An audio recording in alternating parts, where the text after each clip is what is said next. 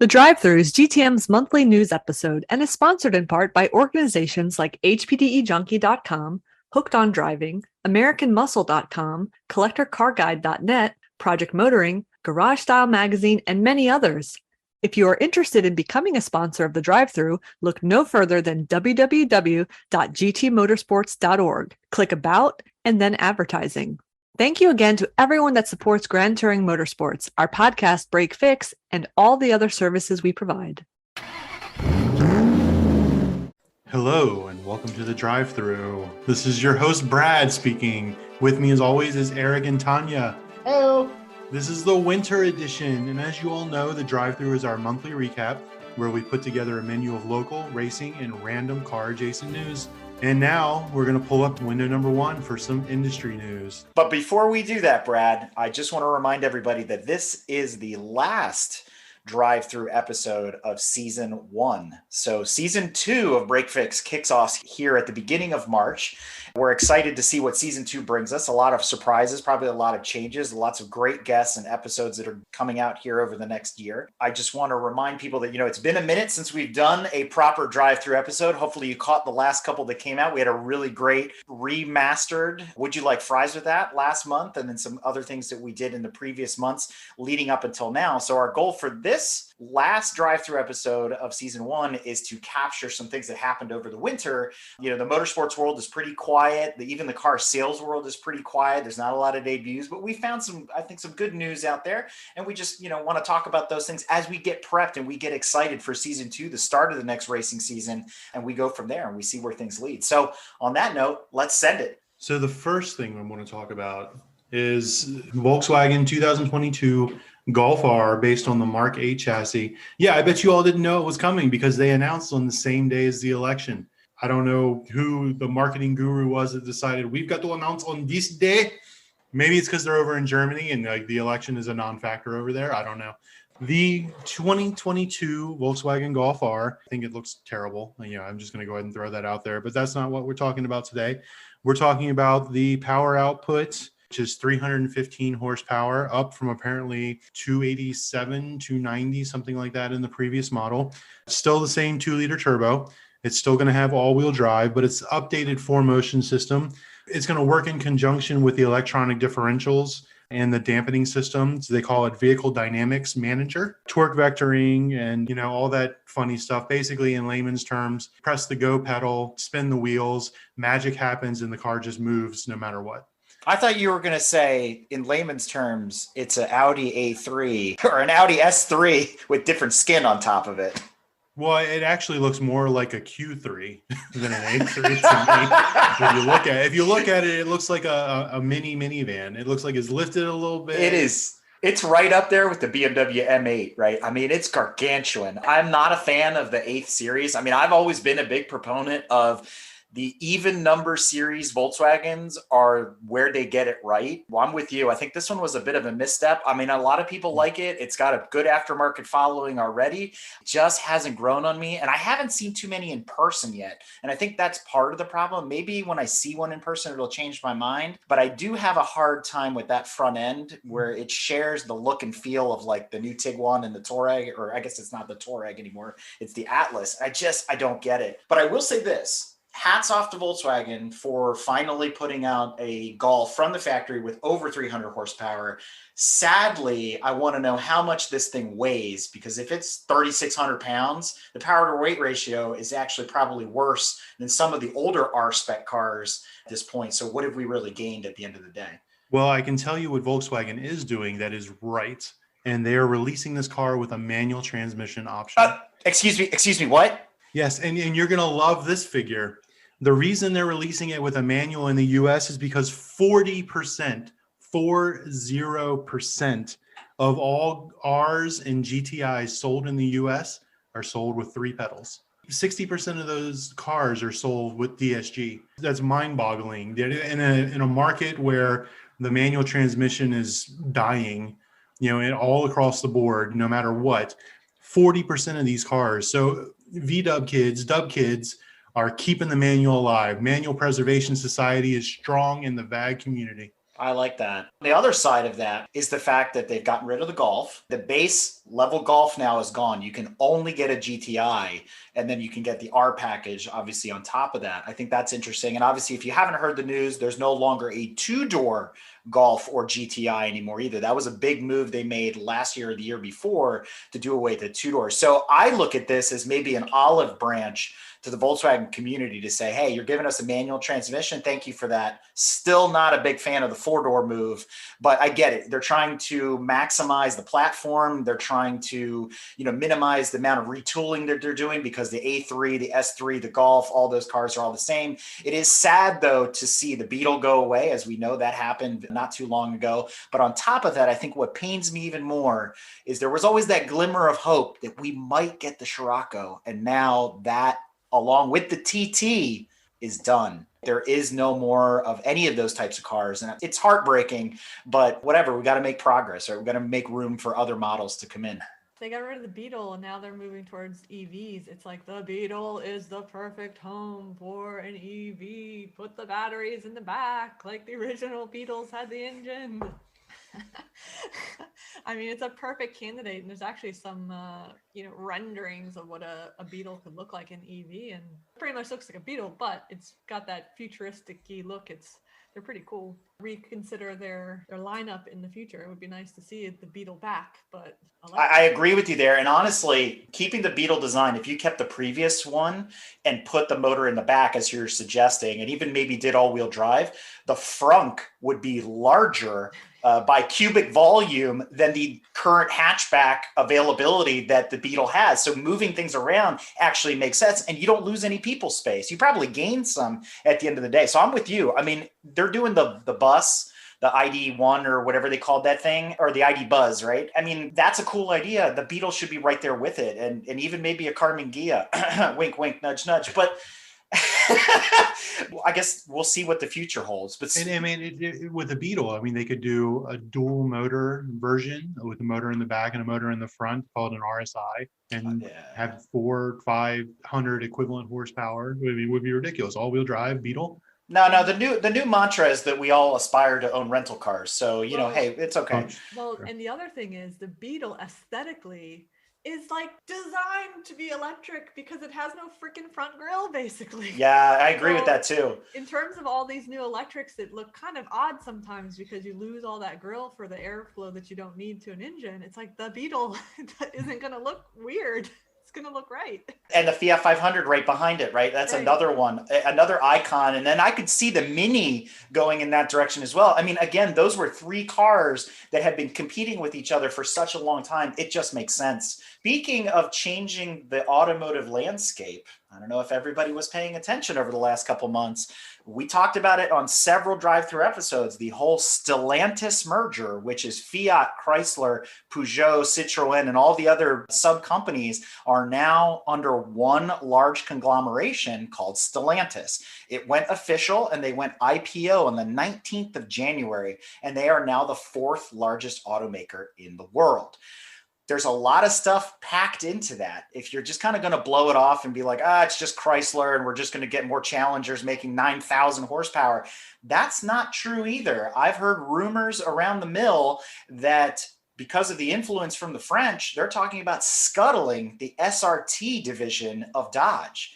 Yes, technically, the division that is known as the SRT engineering team is disbanded. However, the engineers were just moved into a new division of the global engineering team. So they all still exist. It's just they reorganized the structure and they're still going to develop cars badged with SRT and all the performance models. It's just that SRT is a standalone engineering group within the company. It's no longer that. They're just rolled up into a larger engineering division. To your point, a lot of people don't know, if you look back over the history, SRT was actually started by Iacocca and Shelby as a skunk works to get the Viper off the ground. So it's been in existence for quite a long time, even though cars didn't start carrying the badge until way later, but the Viper was the genesis for that. So again, I guess there's a lot of confusion, a lot of clickbait out there. To your point, again, thank you for clarifying that. We get excited about this. I don't think we want to see 1,000 horsepower Challengers go away because it gives us something to talk about. Well, if SRT was to disappear, I mean, I would be devastated. I mean, they're the last like holdout of making all these muscle cars, essentially is what they are. I mean, in the traditional sense, like barbaric, muscle cars. Like Mercedes makes muscle cars and BMW. I mean, Mercedes definitely makes muscle cars with the big giant V8 up front, the rear wheel drive and everything, but they're overly complicated, as the Germans like to do. Dodge, Chrysler, Stellantis, they still make 800 horsepower cars for the everyman, which I would be very sad if it disappeared. And I was really excited about the SRT Pacifica. I mean, who doesn't want an 800 horsepower minivan? I mean, as Tanya was saying, if they've been dispersed throughout the whole company and they're working in different divisions now, we're going to have the SRT Patriot. We're going to have the SRT front wheel drive though. It'll be perfect. Yeah, it's going to have a Hellcat motor in the back, in the hatchback. It's going to be an 800 horsepower hatchback, all-wheel drive, like a R5 turbo for the modern age. And we're going to talk about that car in a little bit. So there's a lot of movement going on there. I see Jeep really taking off. I'm just really not sure about Dodge. I would love to see some French cars over. Maybe we can finally buy a Peugeot, get some hot hatchbacks, stuff like that. I'm being optimistic here, but I still think it's very cool. One other thing I will add from a historical perspective, this has really been in the works since the early 1980s when Lee Iacocca took over Chrysler the first time. It was his goal and his ambition to build a global car company. And I think Stellantis is a move in realizing that dream that he had.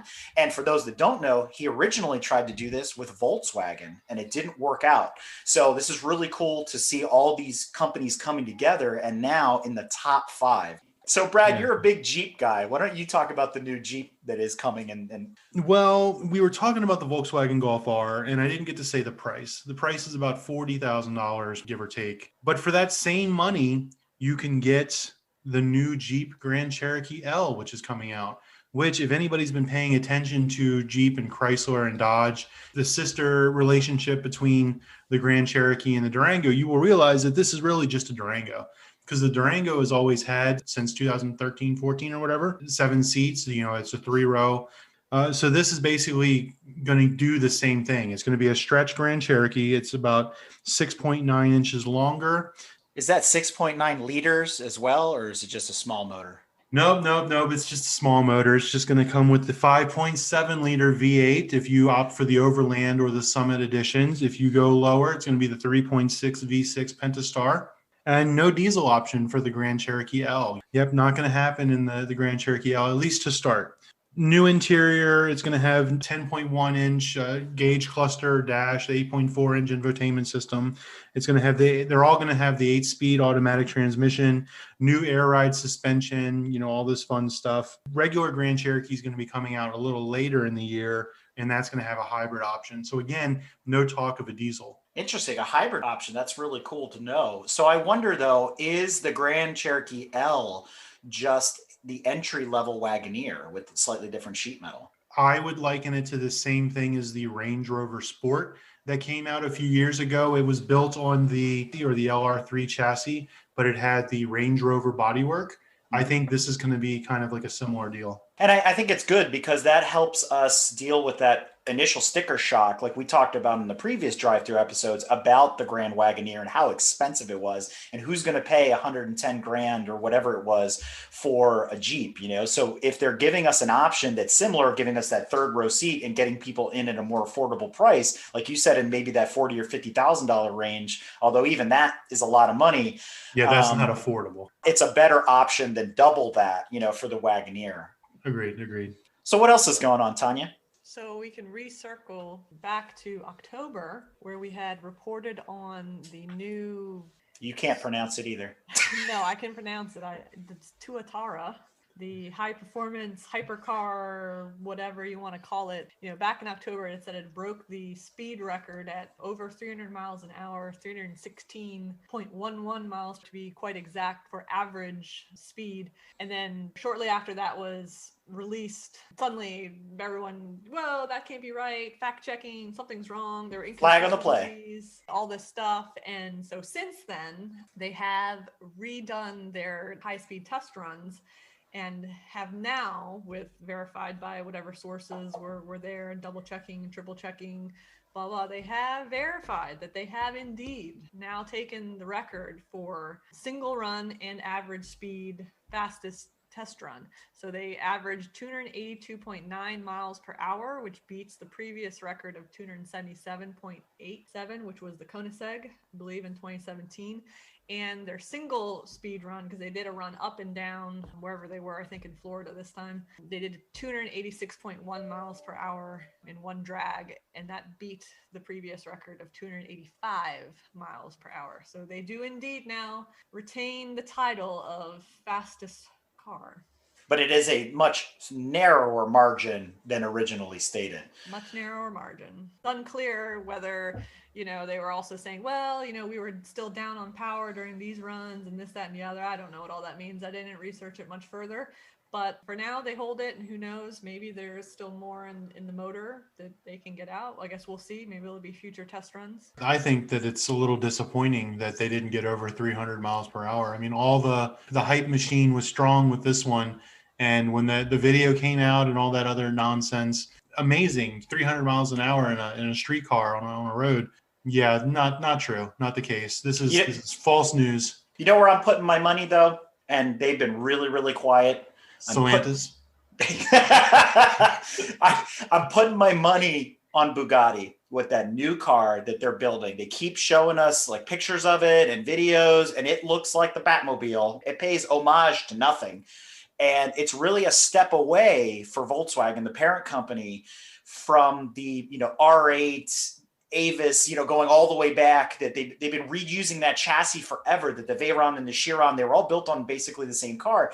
This new Bugatti is a step in a different direction. Obviously it looks more like a Ferrari Enzo or a Lambo or something like that. And I think this is going to be the car that's going to go and try to break this record. I mean, the Veyron and the Chiron have always been up at the top, much like the Koenigsegg and whatnot. So I'm excited to see what comes next, because again, they've been very hush-hush about the specs and the numbers in that car. And there's just been a lot of wind tunnel work. So Bum, bum, bum. As we know, during the winter, not a lot of cars debut. It's just kind of quiet time, especially with, the conditions that we're still in, with COVID and whatnot. There hasn't been a lot of buzz in the car world. In the spring, when people can get out more, and in the summer, you're going to start to see a lot more things pop. But the Super Bowl, which happened here in February, is one of those bastions of car ads. We're always looking for the hot new, commercial proposing the new car that nobody's seen, or, the next Jason Statham movie that's going to feature, an Audi or a BMW or, whatever it might be. We won't talk about the game too much, but I wanted to really kind of hone in on who's saying what and who's showing off what's new.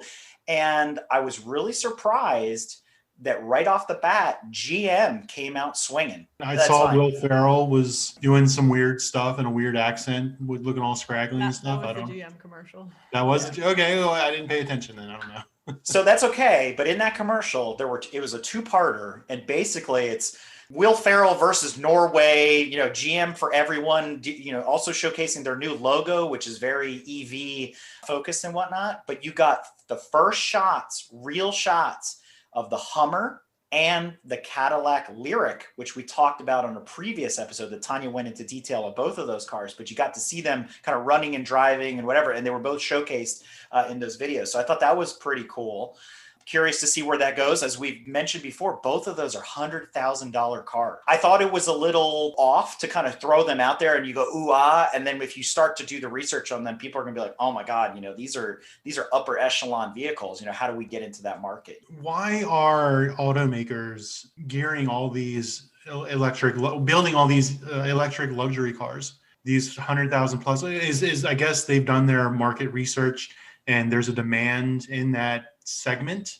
There's more of a demand in that segment than in the 20 to 30,000 mile range. Like anything else, the early adopters are always more affluent people, and then they figure out a way to scale those down into the economy, where then you end up with the econo boxes, right? So let's just say the technology that comes out in the Ferraris, they're going to put it out there. It's going to be expensive. And then it's going to find its way into the base model, Fiat 126 or Fiat 500 or something like over time. I think it's a lot more challenging for people that are less affluent to enter the EV market, because if you got a lot of money to burn, then you can be like, oh, I'm going to trade in my car I just bought 2 years ago that barely has any miles, and I'm going to upgrade to EV hotness that's out right now. Whereas if you don't have a lot of money and you've still been running your Corolla for the last 10 years, chances are you're going to keep running your Corolla till forever for a good many number of years before you upgrade to something else. Definitely not going to be able to upgrade to some $80,000 Tesla, because not just the cost of the car, but if you have to put the charging infrastructure in your dwelling, and if you don't have a home, like what if you live in an apartment where you park on the street or you park in a garage or a lot somewhere? I mean, it's a long extension cable. I'm not really sure how. Yeah, exactly. A long extension cable. I'm not sure how you do that. So it is geared at the moment towards people that kind of have extra income that they can spend.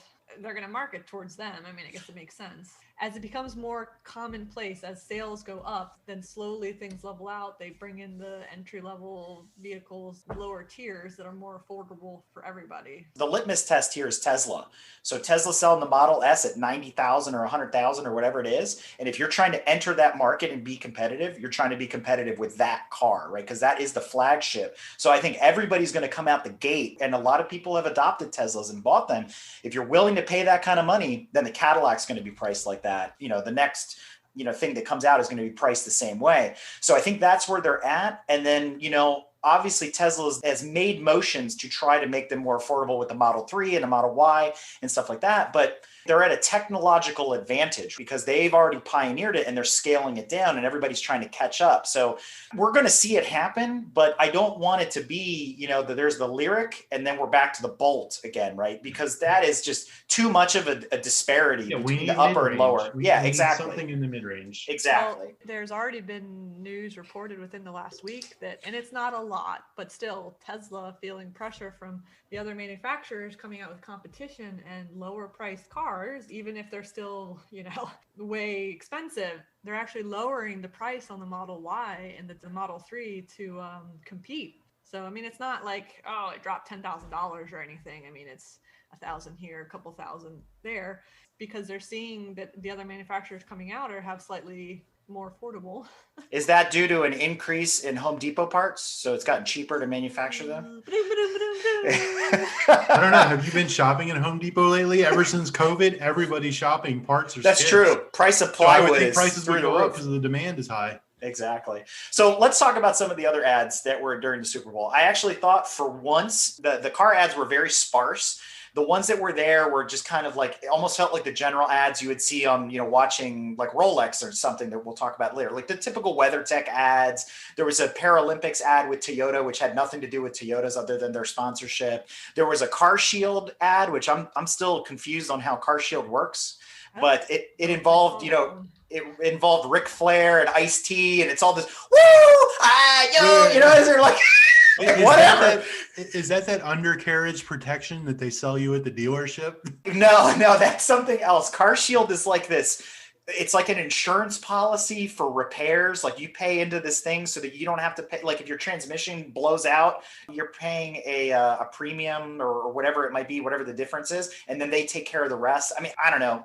It doesn't work for me, but it probably works for a lot of people. But that commercial was interesting because it was like a Zoom call and, you got all these celebrities on there. And then at the end, you're like, what did I just watch? But that's typical of most Super Bowl ads. The other ones that were in there were the, Hyundai Tucson ad, which just felt like a regular dealership ad. It must have been like a local one or whatever. And I was, not compelled in any way. But then there were three more that were actually interesting. Another Cadillac Lyriq ad, but it was a riff on Edward Scissorhands, the movie with Johnny Depp from back in the late 80s, early 90s. And it was Edgar Scissorhands, and it was all about like hands-free driving and like how he finally gets to drive a car because the Cadillac will drive itself. And I got to the end of that and I was like, well, I get it. I don't know if everybody else did, but it was cute, but it really, I don't know. I don't know that it sold me on the Cadillac because that whole autonomous driving thing, as we've talked about a million times, it works, it doesn't work. It's false advertising. It's Yeah, not fully autonomous. Exactly. And, guys falling asleep on the Tesla in Canada doing 180 kilometers or whatever it was, all that kind of thing.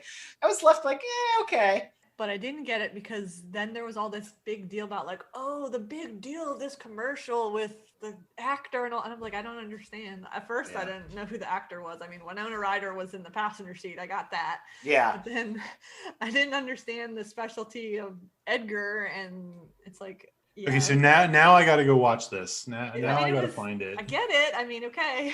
I mean, was this Edward Scissorhands' son? I don't understand. I believe it was. I don't know. I mean, for me, I thought it would have been more entertained with Johnny Depp, surfing the roof of the Lyric like Pirates of the Caribbean and then crashing it into a dock. I think that would have probably been more interesting, but whatever, Maybe they couldn't get Johnny to reprise his role. I think that was part of the problem. Probably would have made more sense to just have the older Edward Scissorhands as it progresses with the time world, Exactly. The next one that had me confused, but was very like pulling at the heartstrings, was the Middle of Nowhere commercial with Bruce Springsteen and the Jeep Wranglers. It's a very strange commercial because you're not sure if it's politically charged or what the message is. It all surrounds the 80th anniversary of Jeep, and they're highlighting the Wrangler, obviously, because that style of Jeep is what really set it all off. Did they have footage of a Jeep atop a mountain biking trail in Northern California? Did they have that footage? Negative. But it was very slow. It was just very off. But in the same token, you were very drawn into it and very engaged. And then when you got to the end, there was just this slow fade, kind of American flag, Jeep logo thing. And you're like, okay, well, that's cool. All right, I guess I'll learn something new today. And then 3 days later, the ad is completely scrapped because Bruce Springsteen was charged with a DWI, or they found out that he was charged with a DWI like a couple weeks before this ad came out. Yeah. So that commercial's gone. Find it on YouTube.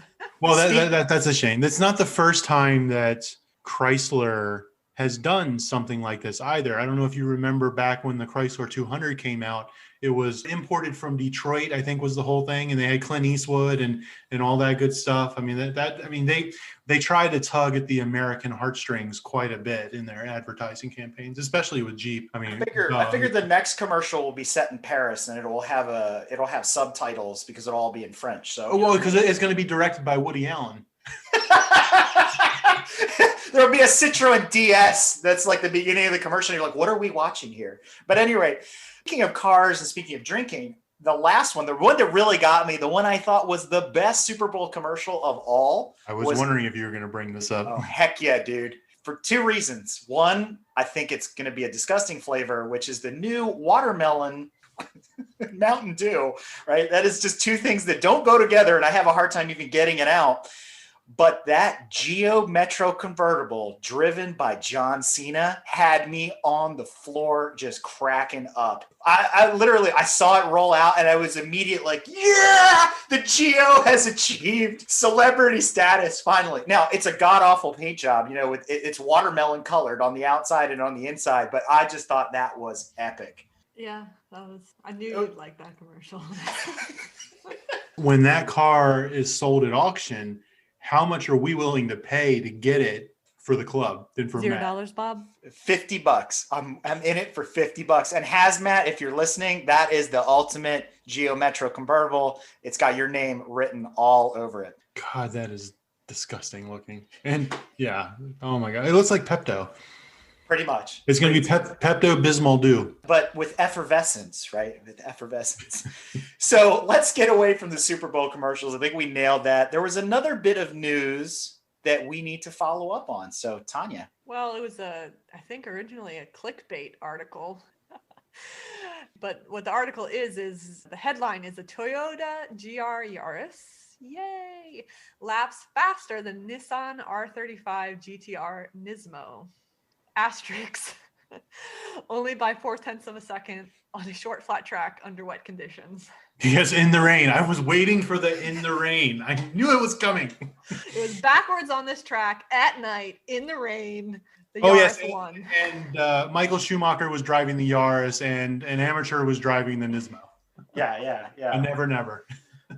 I don't know. Apparently, that's some track in South Wales. That no one's ever heard of. No one's ever heard of. If you've heard of Landau Circuit. Oh, that's in Project Cars 3, so I have heard of that, yes. Okay, so there you go. You can get on Project Cars and test drive it for yourself. Maybe they have a Yaris in Project Cars. Eric, I'm seeing a virtual rematch of this. Which one do you want? You want the GR Yaris or do you want the Nismo? I want the Yaris. Can I detune the Nismo so it actually makes boost? I think that's part of the problem. You put that thing on a short track, it can't get out of its own way. Well, interestingly, the track map is an oval, basically. Like, I mean, it looked like it had two pretty long, quote, long straights. I don't know how many miles 500 feet is. The whole track is an eighth mile. Maybe. But, I mean, it had some, like, really low speed corner kinks and things like that. But you would have thought, I guess, that any straight would be enough for the 600 plus horsepower or whatever the GTR is to outperform the little 300 some odd horsepower Yaris. I mean, the Yaris does way less, but nimbler. They're both four-wheel drive. I mean, you can run that Yaris flat out on that track. I mean, that's the advantage. It comes down to average speed, right? When you're trying to do something like that. Yeah. I'm not going to say I'm impressed. Let's redo this on a big track, a VIR or a Watkins Glen or Laguna Seca or something. And I unfortunately hate to say that I think the Yaris is going to get crushed. Oh, it will, no doubt. I mean, 100%. The GTR has twice the horsepower and twice the torque or whatever. I mean, there's no way it's going to compete. But I mean, even there's hot hatch fights with the Yaris and, the most recent John Cooper Works Mini, and the Mini beats it. There's no way the GTR is ever gonna win. But in the case of the new Golf R, the Yaris wouldn't get around it because it's so big. There's no space to pass it on the track. You could fit the Yaris in the back of it. Maybe you just bump draft it to make the Golf faster. But here's the real question. Here's the $87 question. Which would you rather have, the Yaris or the Nismo GTR? Yaris. Exactly. There you go. I would run the hell out of that thing. So let's switch gears. Let's talk about some retro cars like we always do. So first of all, I don't know why you're calling this car retro. I guess the fact that it's not made anymore, even though it was only a couple years ago, makes it retro. But that's like turning on the classic rock station and hearing Nirvana. It's ridiculous. So yes, 2020 sale numbers have come out from Chrysler. And they sold a whopping 4 brand new 2017 Dodge Vipers in 2020. So let that sink in a little bit. The car was discontinued in 2017. The last one rolled off the factory line. These 4 cars, 4 of them, have been sitting around dealer lots for 3 years. I guess someone saw it come out in 2017. They were like, you know what? I'm going to save up for that. 3 years later, they were able to buy it. It begs the question, how many Vipers are still sitting on dealership? That is a fantastic question. I would love to find that out. But just so you know, year prior, they sold 5. Dang. I know, right? If you go around and see a brand new Dodge Viper at a dealership, buy it. Increase their numbers. Maybe they'll bring it back. What's even better is it sold more, Chrysler did, or Stellantis now, sold more Vipers than the Ram van, the Ram cargo van or whatever, which sold 1.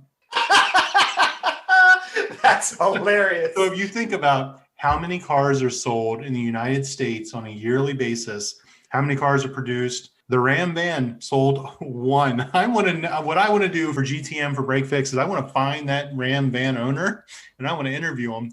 100%. So why, out of all the choices, did you buy a Ram van? Because it tows.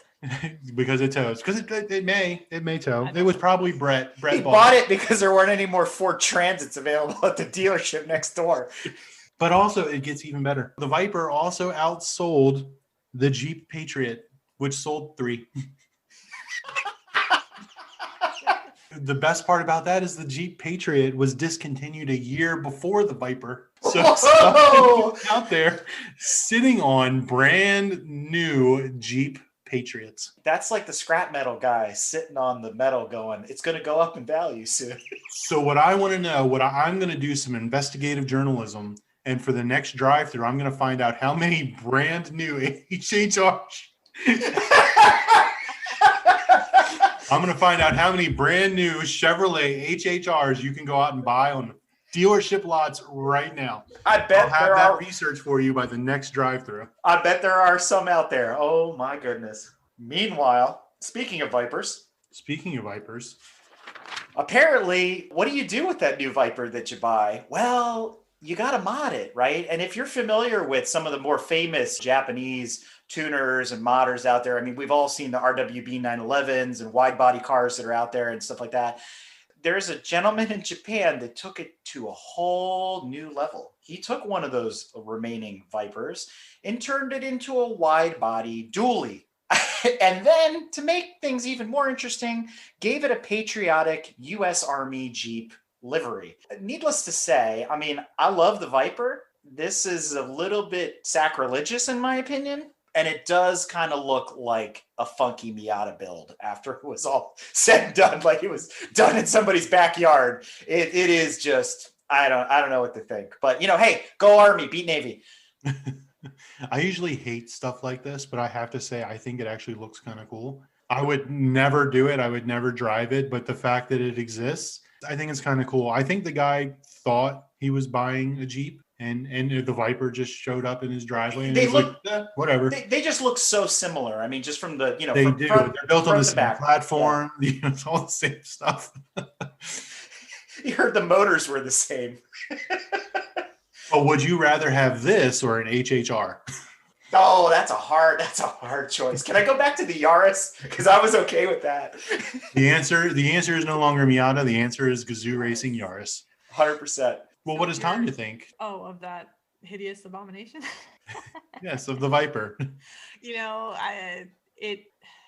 In terms of, engineering and just the fact that he pulled it off, I mean, is interesting, but I like how the article says you could have done this for half the price just starting with the Miata. So we could have spared the Viper and killed a Miata. I don't know how well engineered it is because it looks like they used Pep Boy parts and in Home Depot. There's probably some duct tape in there. There's copper piping somewhere, I'm sure. Hey, so the build quality is right there with Tesla, though. So we're good. We're good, right? Exactly. Hey, there's no words. And why? I mean, why? Why not? Exactly. Because send it. So speaking of sending it, Porsche, you all know they make cars. For the longest time, tried replacing the 911 with a front engine rear wheel drive car called the 928. You all remember that car came out in 1977. Big V8, decent power, Grand Tourer. They were trying to replace the 911. 911 purists poo-pooed that idea, said no way, Jose. So they were going to try and turn the 928 into something else. In 1987, they created a prototype with the help of American Sunroof Company to create a 4-door 928, which, as we all know, eventually came out as the Panamera like 20 years later. But back in the 80s, they tried this idea. They gave it 330 horsepower, 5-liter V8. They handed it off to American Sunroof Company to stretch it and give it, 2 little coach doors. That company had done work with Porsche before for the convertible 944s and things of that nature. And they were going to try and make a 928 line. Well, they only made one because by the time it was done, Porsche had some change at the leadership. The CEO at the time was ousted. They brought a new CEO in. Instead, they scrapped the car. They scrapped a whole bunch of other projects and everything to become leaner and meaner. And eventually they, started making Porsche profitable or whatever. But they created this one-off 928 4-door, which looks okay. I mean, for a 4-door Pacer, sure, it's fantastic. Yeah. Terrible. Terrible. Well, it's rumored that the gentleman that designed the 928 back in the 70s took his inspiration from the Pacer. So I make that joke with some actual truth behind it. Well, because they had that guy on Top Gear, and he did his little interview or whatever. They were looking at the lines on the 928. They had one in the studio, and he actually pointed that out. It's like, we looked at the Pacer for our inspiration. That is something to be inspired by, It's just, but so they made the one. It was given to the CEO or the owner of American Sunroof Company, and it's sold at auction for a whopping. Are you sitting down? Are you ready for this? Are you ready? $44,000. Oh, I bet you that's thought I was terrible. going to say $1 million. Nope. No, you would be incorrect. $44,000.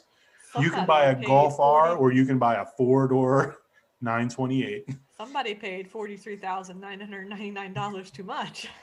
And $43,950 too much. Exactly. I would have still given him $50 for it at the end of the day. $1. But $50. But in the meantime, the project was scrapped. They made the one. Porsche directed their attention to working with Mercedes on the what is now revered 500e, which is a 4-door sedan based on the E-Class. It's actually a really cool car, very rare and power. It's a Mercedes E-Class with a Porsche drivetrain. Supposed to be really cool. But even today, Porsche should just tip their hat to Mercedes and say, you guys know how to build a sedan, and we're going to stop doing that because the Panamera, oh, never mind. I mean, it looks definitely the grandchild or the son or daughter of the 928 prototype single production 928 wagon. I mean, it looks better.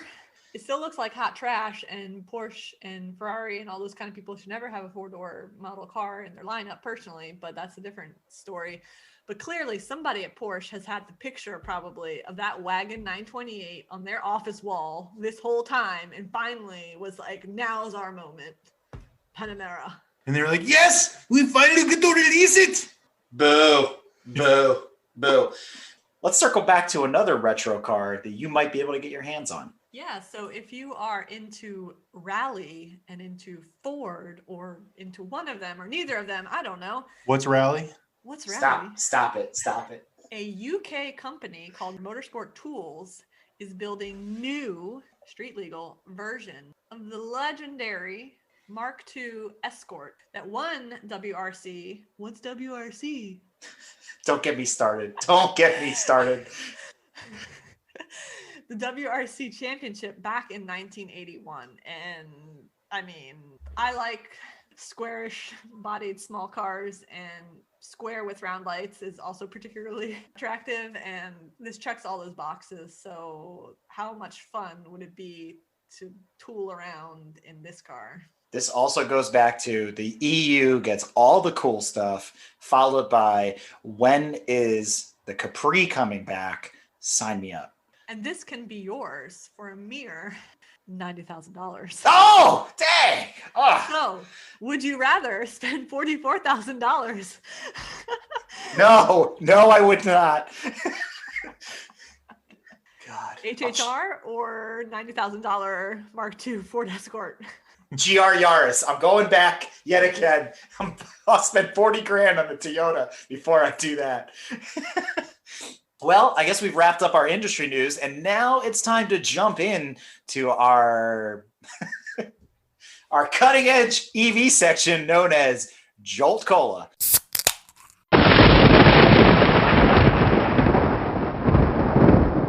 So Tanya, take us away. Well, at long last, the Audi e-tron GT has finally arrived. I'm salivating. It's like a Pavlovian thing. You said Audi and GT. That was it. I mean, you had me at Audi GT, since I have one. But the problem is there's e-tron in the middle there.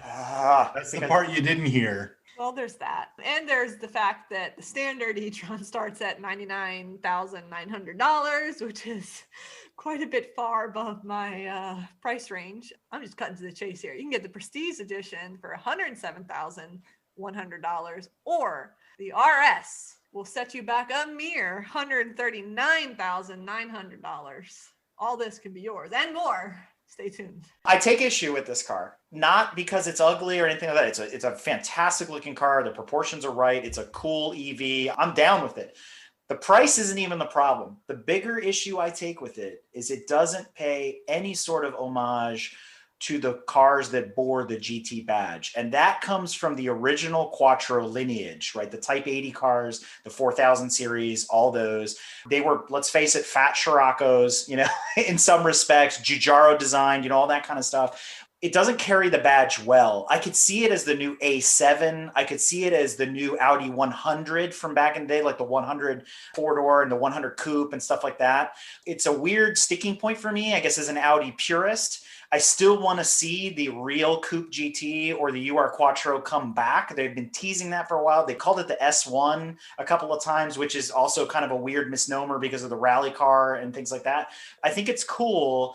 I would just love to see something a little bit more affordable and, you know, whatever. Names are one thing, but it is a gorgeous car. I can't deny that. I don't know if I 100% agree with you, and I'd have to see it in person because photos are always misleading. Unfortunately, to pay homage to those cars, and they're never going to do it, it has to be far more square than this one is, and I don't see them really doing that in these modern times. Only Chrysler can do that. Only Chrysler can make square cars go fast.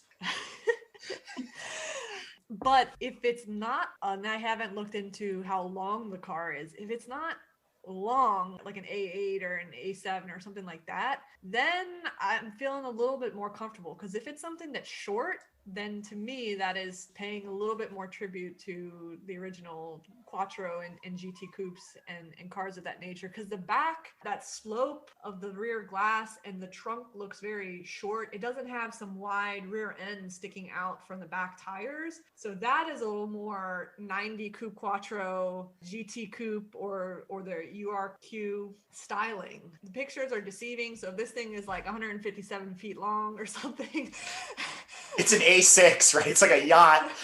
Then it's kind of like, all right, it's just every other Audi in their lineup. But if this is kind of like a very compact, short car, then it makes me feel good. And it is very stunning looking.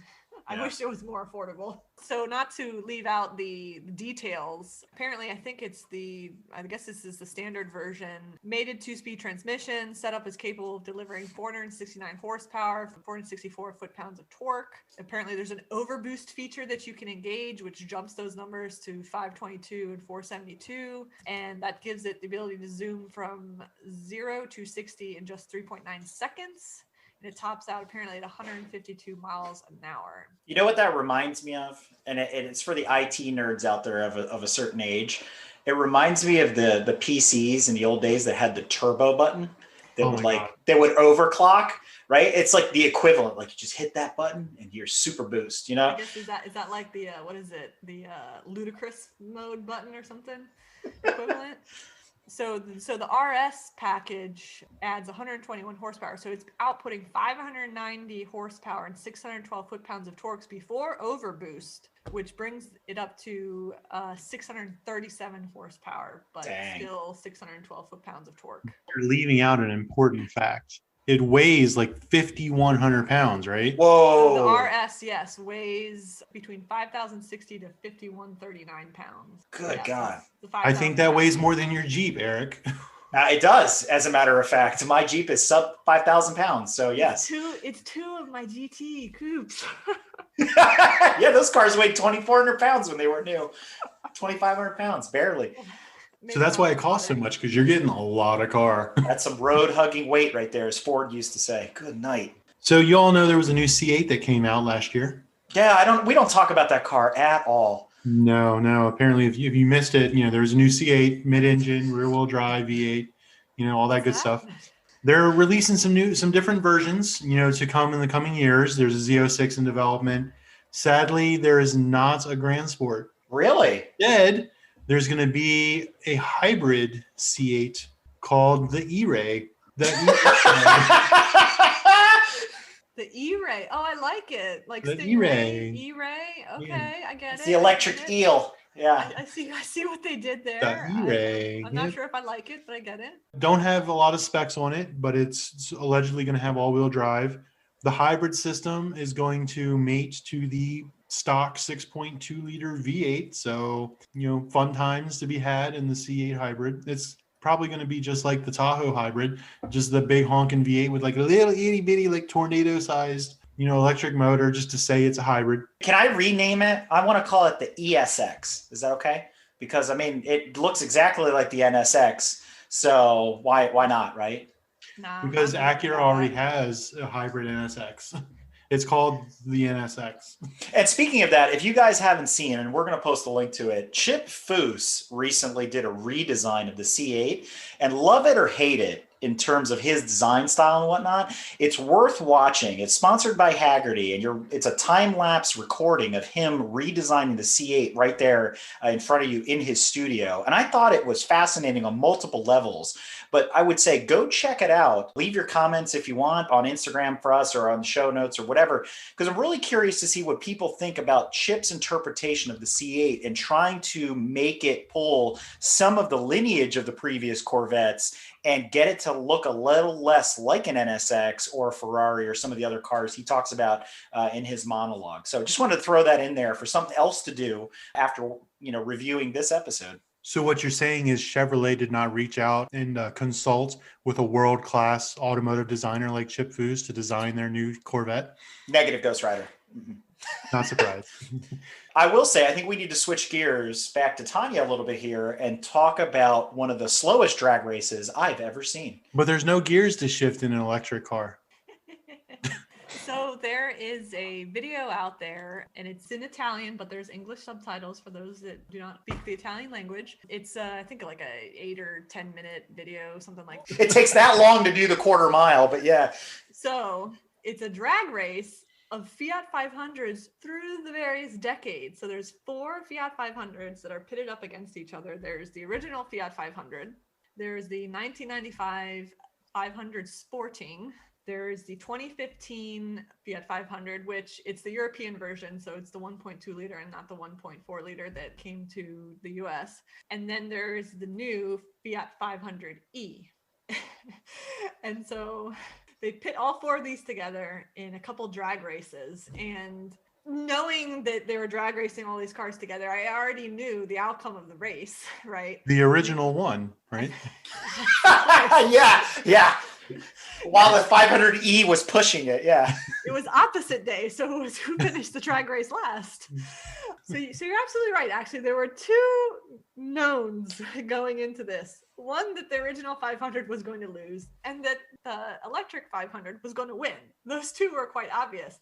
So the video, confirms all this. However, what I found far more fascinating, I mean, the whole thing was fascinating, but far more fascinating was the race going on between the 1995 500 Sporting, the 500 Sporting, and the 2015 Fiat 500. I mean, the Fiat 500, spoiler alert, it still won, but it was a close freaking race. Yeah. And the Fiat 500, the 1.2 liter, only has 68 horsepower, and it weighs 1,900 pounds. The 500 Sporting has 54 horsepower. It does weigh less. It weighs 1,620. So it's got about 300 pounds on it. But, I mean, it kept up. So the best part of that is, if you've never seen those early 90s Cinquecentos, it's a shopping cart with a roof on it. Okay, that's exactly the design. There's nothing to it. It is a box with 4 wheels. I have had the displeasure of driving my grandfather's base version of that, which was an Alto Bianchi Y10. It's an 1,000cc version of that car. Brad would take up the entirety of the interior, right? Versus 2 of us would be shoulder to shoulder and we'd be squeezed in this little shopping cart. It's a car that you can't drive it not at 9,000 RPM, and then you're still rowing the gears to make it move, because it's like a lawnmower engine in that thing. So when I saw that race, I mean, I was cheering on that little car off the line. I mean, he jumped. I was like, dang, this is going to be really cool. And then it was like, by the time he hit 5th gear, it was over. At that time, he was going slower. It had to launch on the 2015. Yeah, it was close. Surprising. Well, all I've got to say is the lack of Abarth in this article disturbs me.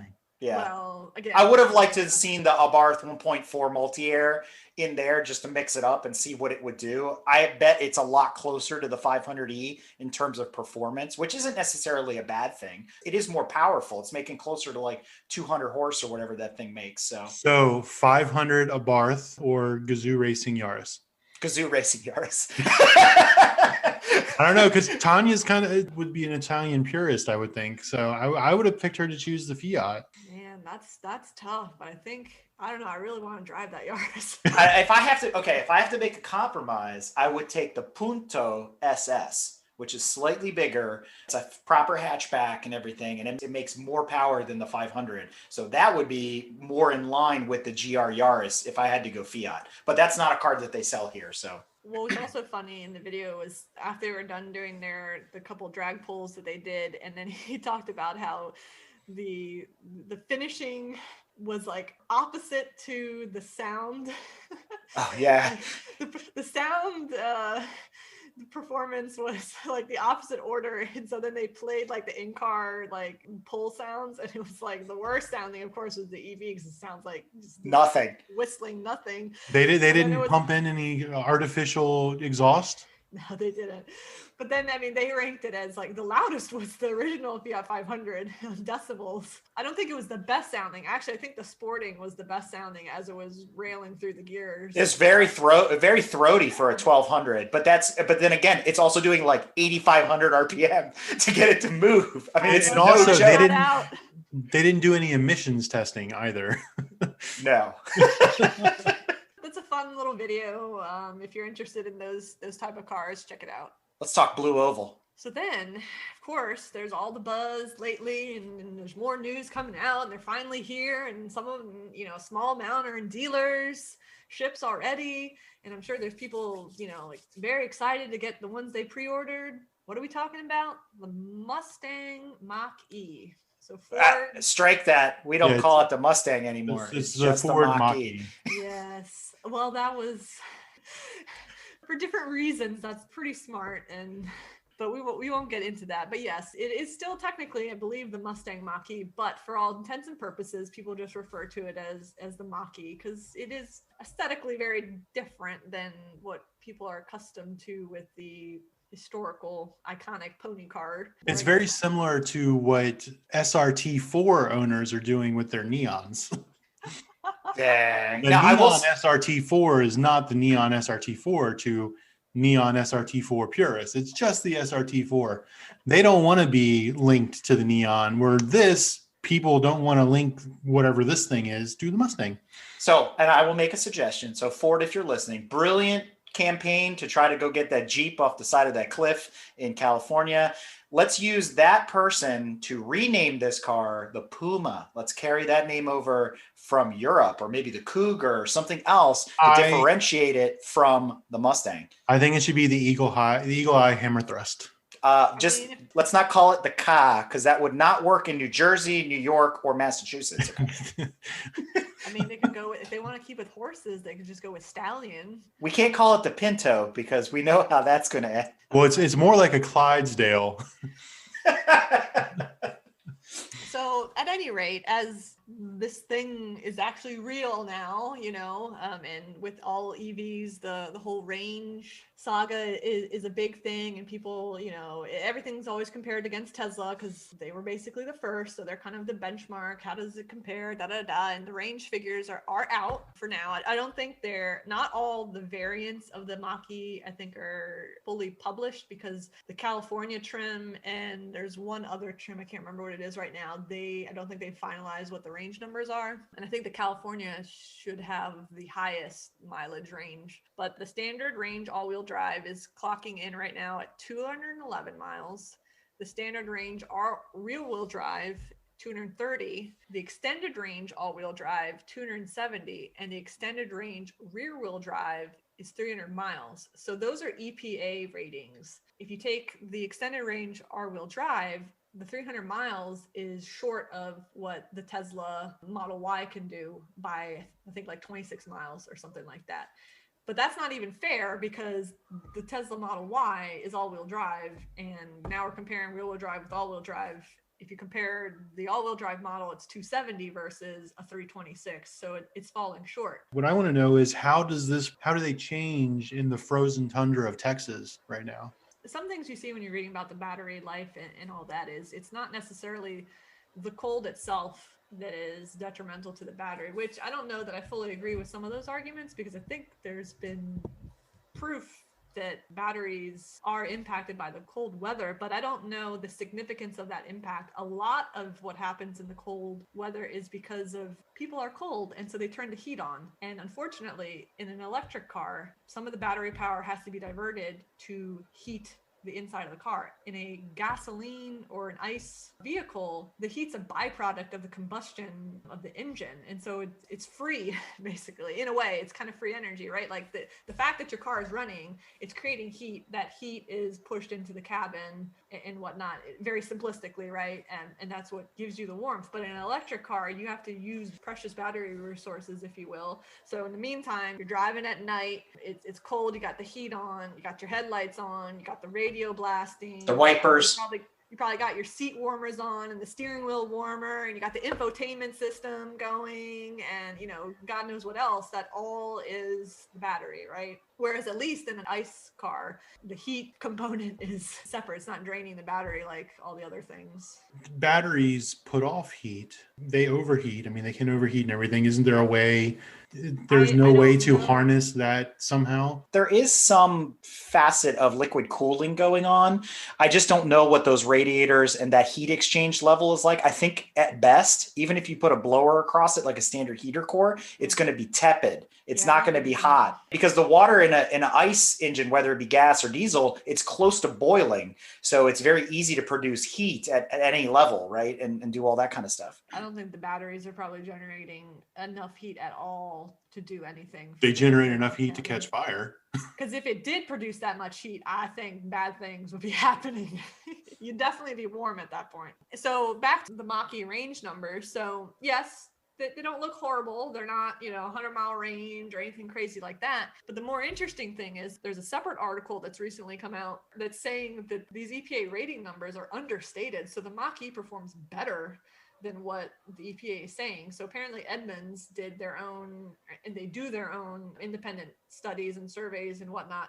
And what they found when they tested the all-wheel drive extended range version is that it didn't get 270 miles. It got 304 miles on a single battery charge. So now the all-wheel drive is knocking on the door of its true competitor, the Model Y. But kind of with that logic, if the rear-wheel drive extended range is also understated, then could it see closer to 330 miles? It could, at the very least, meet, but then even possibly slightly beat what the Model Y is doing. So that's pretty exciting. And another note in the article, to quote them directly, is that interestingly, Edmunds notes that every Tesla model it tested failed to deliver the numbers estimated by the EPA. So there's a history there where, and I think I've seen this in different articles too, where Tesla numbers are overstated and they don't actually perform to what the number is, versus even the Taycan is another good example where everyone was in outrage over like the abysmal miles that it gave. And then when it was actually tested in the real world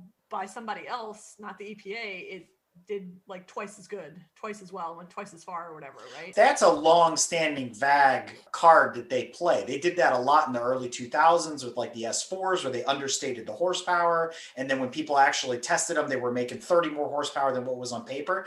I think from the VAG family, it's one of these like cautious moves to say, well, we're guaranteed if we build it, we're always going to be able to attain this number. But if you're able to get 20% over, good for you, but we're guaranteeing this number, right? And they can hold to that. And then they're not liable to say, well, you said it was 240 and it's really 220. They'd rather be like, it's 240 and in real life it does 280, or whatever. But then they just use a cheat device by Bosch if they're not getting the numbers. Oh, dang, a sick burn. And that's fine. I get there's reasons for doing that or whatnot. I think the importance or significance of this is that people shouldn't get too excited yet over the range numbers until these cars are out there and they're being tested more and whatnot. And then let's see really how it chips fall, right? Because everything is always, well, the Tesla. Well, give these guys a chance here to breathe and get out on the road and show us what we can really do. And you know what? If they're matching the Tesla numbers, yeah, and the price point is right. And the price point is right. And quite honestly, I'm not the world's biggest Ford fan, but the Mach-E I mean, hands down is more attractive than the Teslas in my opinion, but that, to each their own. I saw it at the DC Auto Show last year. I think it's a gorgeous car. I think Ford's going in the right direction. I think they might struggle with the blue oval loyals, right, that are used to their Mustangs and all the trucks and everything. But I think there's going to be a contingent of those that are going to sign up and say, hey, I'm not interested in leaving Ford. I want to stay with you. Now you have something that's comparable to the Tesla. And then once you start seeing them on the road, that's usually the cascade effect. You just see more and more and more of them.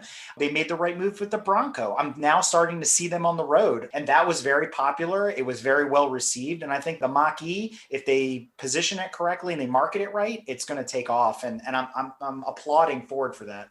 Ford at the moment, the opportunity for more marketing gold is just like fire hose down their face, I think, right now. Because if you look at the recent events that have happened across the state of Texas with the winter storm that came through in February of 2021, if you're listening to this later and you don't know what month that happened, Ford called up a bunch of dealers apparently down throughout Texas and said, hey, your F-150 hybrids, electrics that you got sitting on the lot, send them out to people so they can use them as generators to power their home.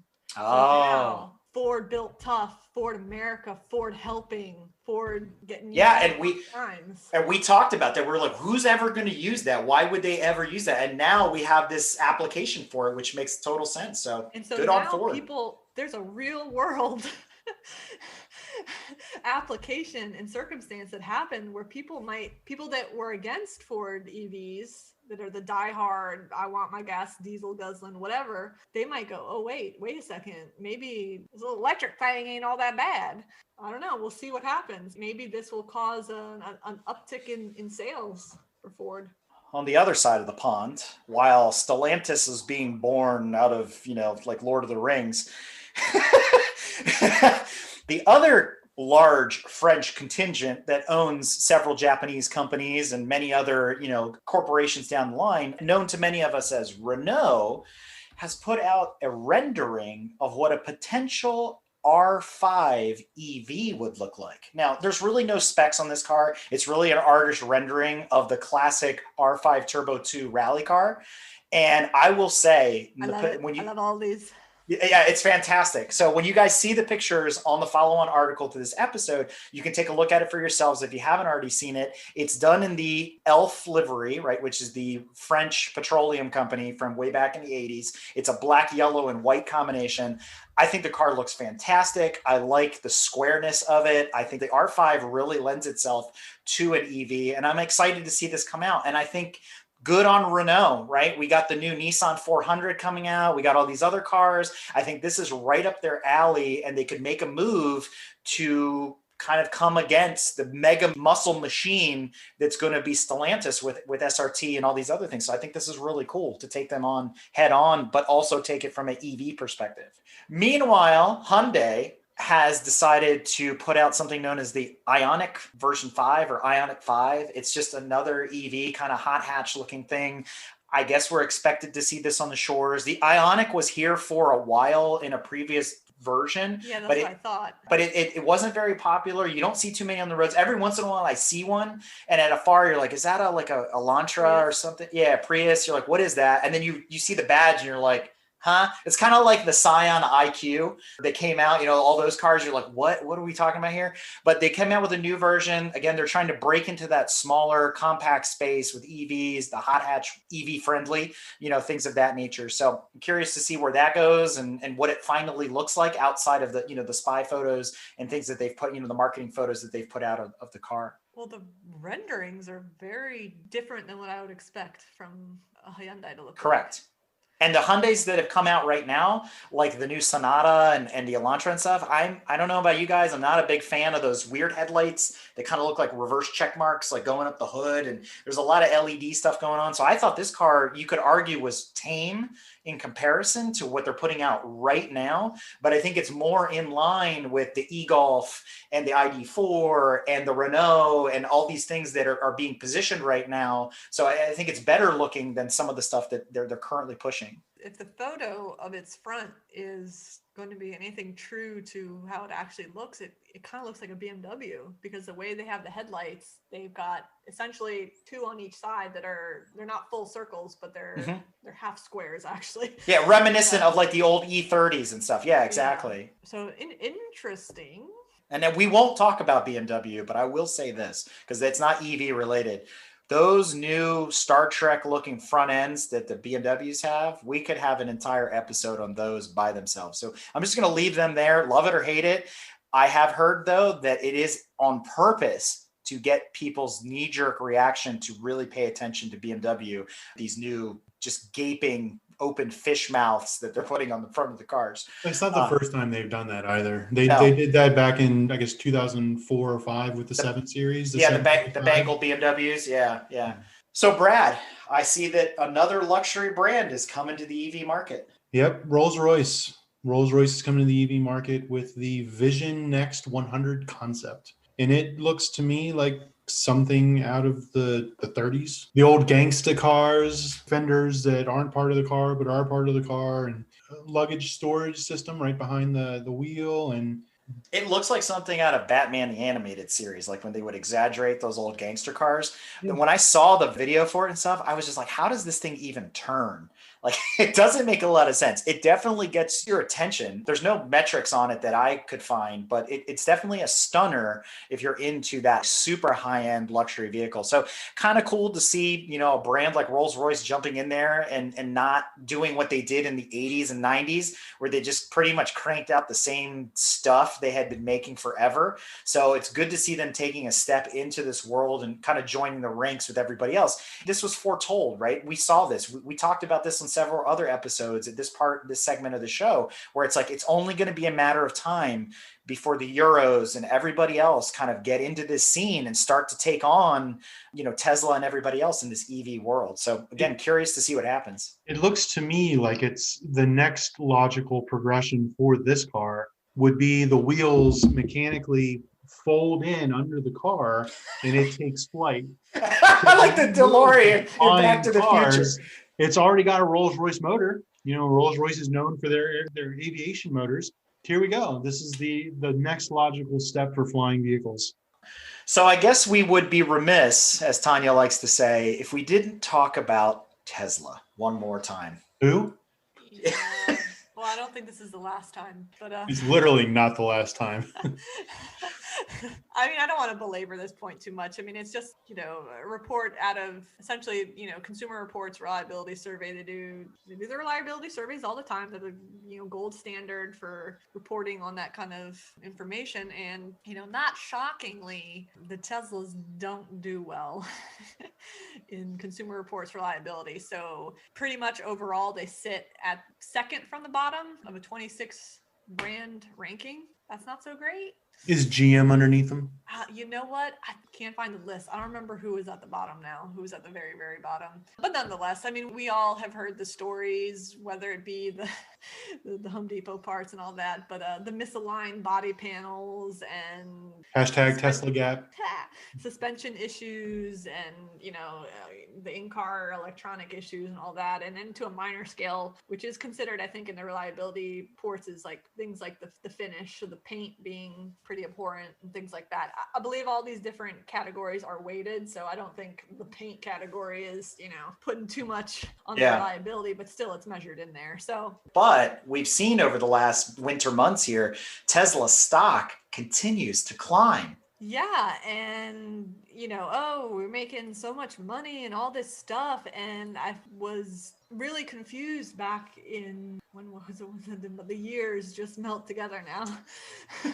In the before times. In 2020 with all the COVID, not that we're out of COVID, when we were deeper in the COVID last year in 2020, there were reports that the earnings were, the best ever, even though the factory in California was shut down and all this stuff and they didn't sell any cars. And I'm like, how the hell are you making money if you're not selling the cars and the factory is closed? I'm not the best with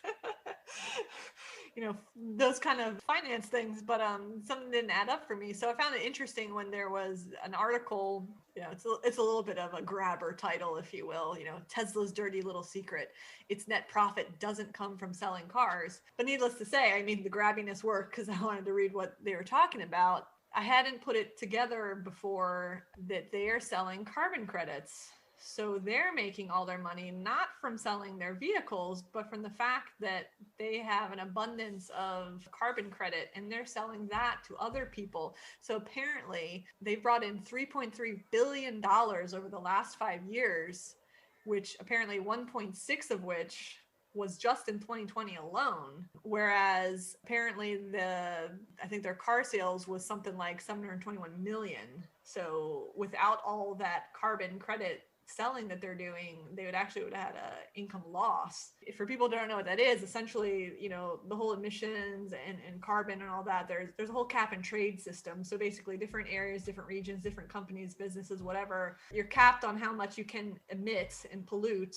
And then you either obviously need to, if you're going to exceed your threshold, you either need to invest and get green, essentially lower your carbon emissions in whatever form that can be, or you can buy carbon credit because it's this kind of whole market exchange that you can do. And so you can buy credits from somebody else in lieu of, so essentially you can over emit your threshold, but you bought the carbon credits to do a whole offset thing. It's a whole thing that exists. And so apparently they're making a ton of money being able to do that because they're a fully electric based company and they're sitting on a ton of carbon credits apparently. So there you go. Fun fact. It ain't because they're selling 1 million Teslas. They might not be selling 1 million Tesla 3s either because there's a shortage on chips globally. So those are all the silicon microchips and everything that go into these new cars and computers and everything. As we move further and further into the EV world, we become more and more reliant on all these computers and boards and chips and all this stuff. And apparently there is a global shortage. This has also extended the production lines and production timelines of a bunch of different auto manufacturers. One of those specifically GM. So again, they're teasing us with these Super Bowl ads and the Lyriq and the Hummer and all this stuff. And they can't even build the cars yet because there just aren't enough chips out there to make it all happen. So, that is a major drawback. I mean, outside of places like Texas that weren't prepared for the snow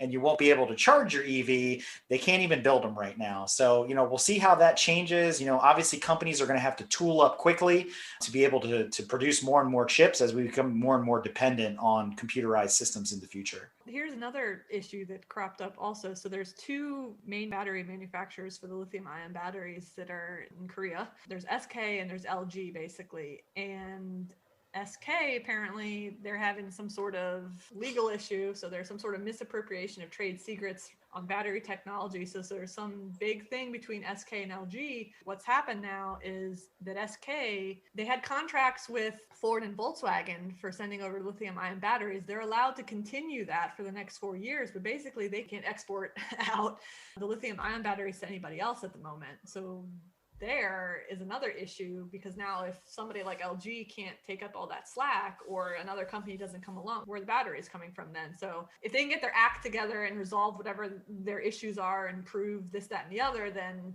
they can go back to doing business. But we'll see how this impacts anything. And much like Tesla is selling credits, who's to say that SK can't sell them to Ford or Volkswagen and then Ford or Volkswagen turn around and resell them once they're out of Korea? I mean, that's a whole logistics supply chain thing that's right well above our pay grades. But yeah, you're right. I mean, there's all sorts of things involved there from the business perspective. But even those batteries, for a lot of people that don't know, I've done some research myself on like the anti-gravity batteries and stuff for the race cars. There's boards and chips inside those batteries to do like automatic tending and jump starting and a lot of other stuff. So even those battery manufacturers are kind of being held to what's the supply chain like for those chips. I think it's really cool that those, batteries are becoming that sophisticated, super light. Obviously they weigh almost next to nothing when you're doing, a replacement.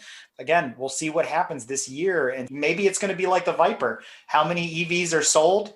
4, We are a car enthusiast and motorsport podcast. I guess it's time for us to talk about motorsports. And so let's transition and go behind the wall for some motorsports news. So right up front, at the top of the segment here, most people in our community are interested in circuit racing, club racing, HPDEs, and things of that nature.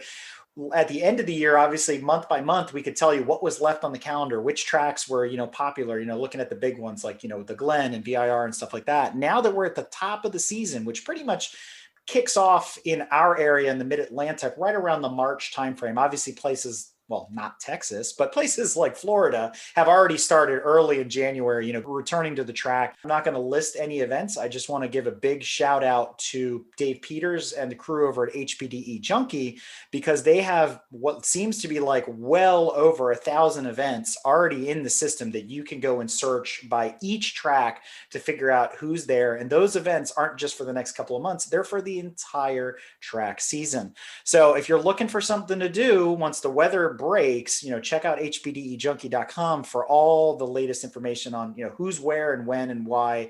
One of the biggest things that happens in the winter every year, and it's been a tradition for all of us here at GTM, is to get together and watch Rolex like we do in the summertime with Le Mans. So this year was a little different. We didn't have the typical viewing party at Brad's house or at somebody else's house. We did it virtually this year. So we had a 24-hour session going where people could jump in and jump out, comment on the race, get together and all that. And it worked out really, really well. It was a lot of fun. In the end, it was probably more fun than the race itself. Wouldn't you say, Brad? Yeah, the race was pretty boring. It was like the year when we went to the actual race. I don't know. I don't have much to say about the race. There just wasn't much luster to it at all. And it was weird because there were people there, and we had some guys on the ground who jumped in on our session and were telling us, we could hear the PA system in the background and the cars going by, which made it super exciting, but it just seemed a little bit meh.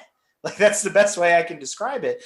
I think it's also on the precipice of a lot of changes that are coming to IMSA, that are coming to WEC, that are coming to Daytona Prototype, series and things like that. They're changing the rules. They're changing the classing for the next couple of years. By the time we hit 2023 Le Mans, you're going to see a lot of crossover and blending of these classes. And it started to surface a lot of articles about the future of GT racing at Le Mans and at IMSA. Yeah, I don't know. I personally love GT racing.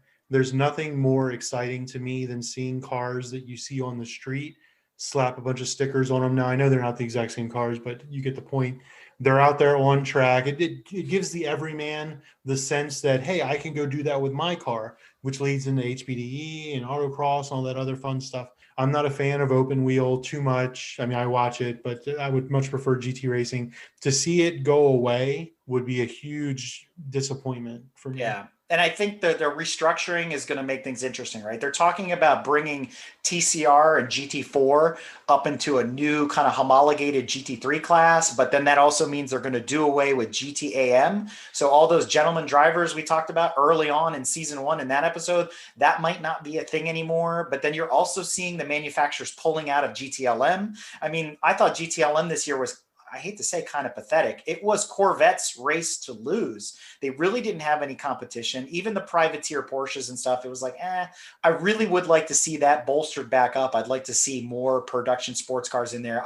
Rolex was the sunset of the 488 Ferrari. So what's Ferrari going to come to the table with, if at all? Probably there was a couple Lambos in there. So, Volkswagen's doing their thing, or Audi or whatever. What I don't want to see though is, and we know that DPI is a weird in between of LMP1 and P2.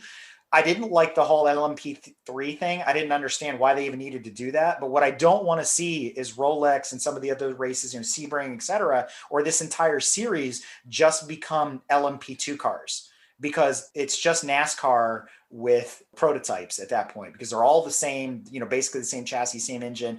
Does anybody really watch the LMP2 race? Like, I couldn't tell you who to root for at the end of the day. So that's not exciting. And LMP1 is kind of a bust right now. To your point, the excitement is in the GT class, because that's where I can get excited as an enthusiast about cars that I might see at an auto show, or I might see at a DE, or I might, or something like that. It's closer to reality for me than a lot of the other stuff. And don't get me wrong, I love my LMP1 cars, but there's just nobody there right now. So let's talk about other things that happened during the winter outside of Rolex. In our world, we did some virtual racing.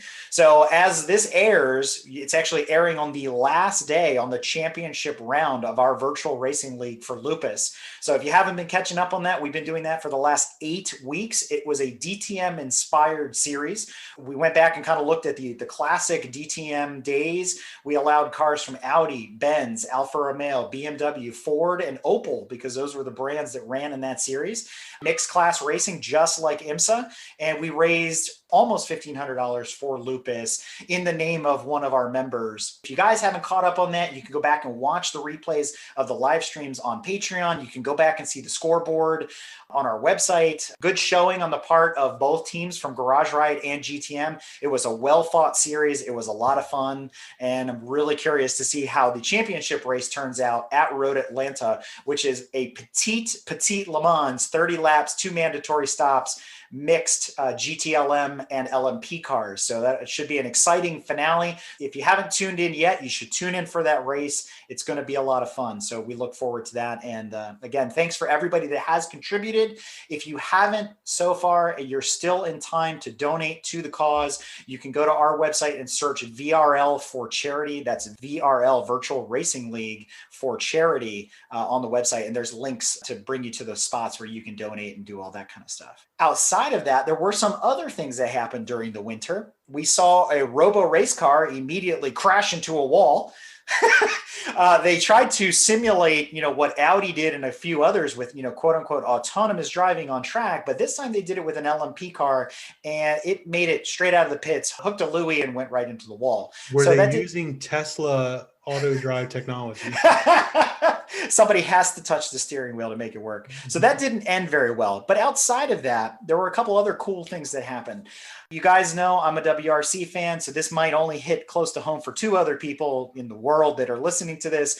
But Jari Matti Latvala, the madman of WRC, one of the remaining kind of veterans of the sport, unlike a lot of the new guys that are in there, decided to throw down and kind of park his GR Yaris WRC car to the side and jump into Carlos Sanz' 1991 Celica GT winning WRC Toyota. They took the car out of a museum. They take this 1991 Celica out of the museum, and Jari throws down the gauntlet and says, I can guarantee you this car is as competitive as the new cars are. And everybody's like, what are you talking about? And I've said this myself. I wonder if the old Group B cars or even the later cars could compete with the new WRC cars.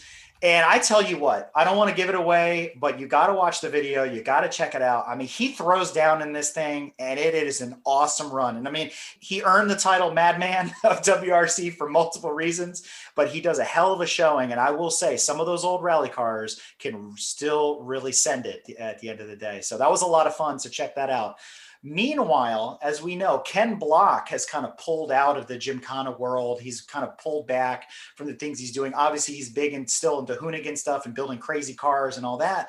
But Travis Pastrana has picked up the torch from Ken and has now decided to get into that Gymkhana world and try to create some of those videos. And him being from DMV area, specifically from Maryland and whatnot, as some of you might recall, we talked about him trying to start up a track on the Eastern Shore, specifically for rally and things like that. He decided as a publicity stunt, as now he's engaging in this and involved with Subaru and things like that, to jump his Subaru WRC car across Gasoline Alley, basically there in the harbor in Annapolis. And there's tons of videos of that. That was really cool to see. There's some guys that I work with that happened to be there in person, and they were sending the videos around. Obviously, it's all very practiced and staged and timed, but it's still kind of cool to see a rally car flying through the air in the middle of Annapolis. F1 driver Lewis Hamilton, you may have heard of him. He drives for the Petronas F1 team for Mercedes. He won his 7th, lucky number 7 F1 championship. And that's all I have to say about that. Oh, God. Because it's old hat now. Nobody gives a crap. Whatever. The question is he going to go for 8? Right? I think that's the question on everybody's mind. He just signed the contract with Mercedes for more time. So, yes, he is going for 8. So what you're telling me is it's yet another boring season of F1 to come for 2021. Nope. My prediction is Daniel Ricciardo is going to destroy in the McLaren and win his first championship.